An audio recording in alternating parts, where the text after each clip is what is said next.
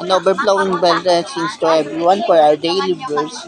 We are now at Genesis chapter 11, verse 16 up to 17. And ever lived for 430 years and begat Peleg. And ever lived after he begat Peleg 430 years and begat sons and daughters.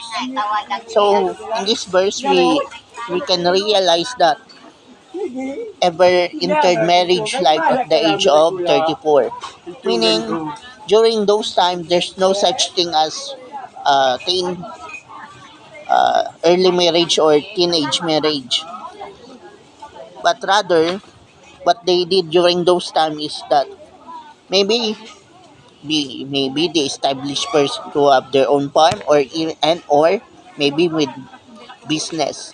So before they enter marriage, they make sure that they too had already a stable income and they knew themselves that they were capable of leading their family prior to their marriage.